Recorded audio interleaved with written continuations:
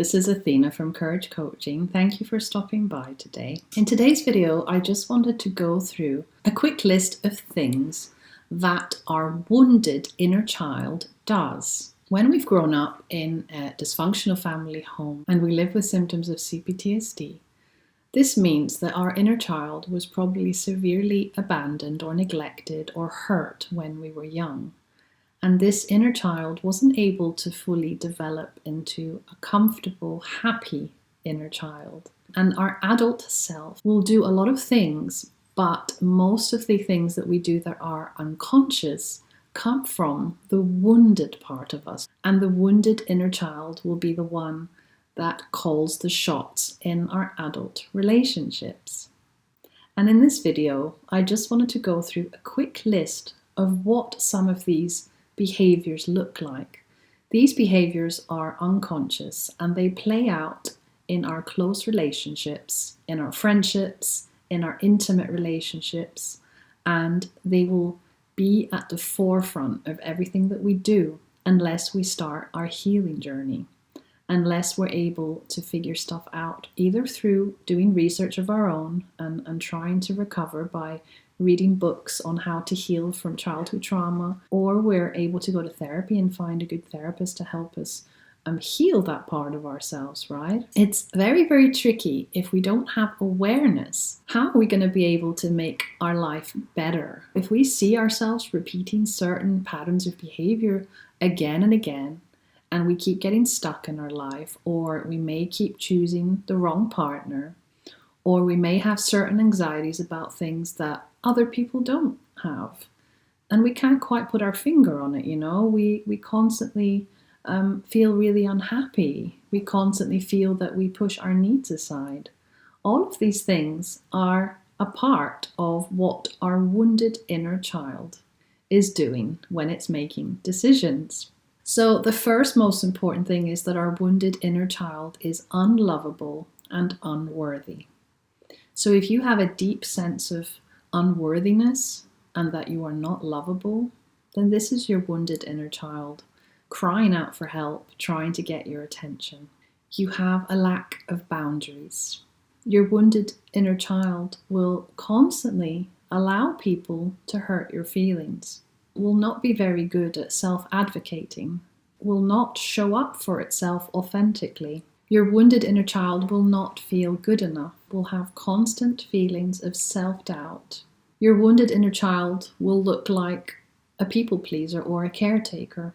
Your wounded inner child would have learned that it's more important to regulate your parents' emotions or other people's emotions because you grew up in a home where there was enmeshment or parentification, and that's too much. Because even if we're with someone who is struggling with something and they're not okay, that doesn't mean that we're not okay. We can still be with them in their pain and care for them, but still be okay in ourselves.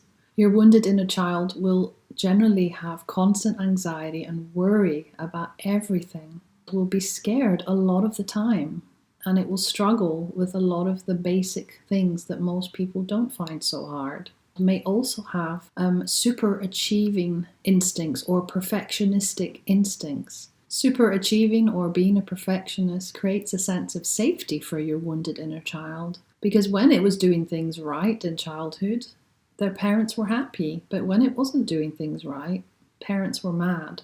Your wounded inner child will be extremely self-critical, extremely hypervigilant, and it will constantly be asking, are you sure that that's the right thing? Is this dangerous? If I do this, is something bad going to happen?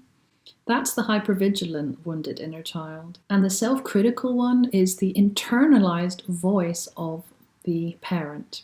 So if you had very critical parents, very hurtful parents that constantly said things to you that weren't very nurturing, that weren't very supportive, that internal voice is part of your wounded inner child. You will not have a very caring inner voice. You will not be good to yourself. And what happens in this case is that you need a parent. You need a safe parent to tell your wounded inner child that actually you're not alone. I've got you. You're okay.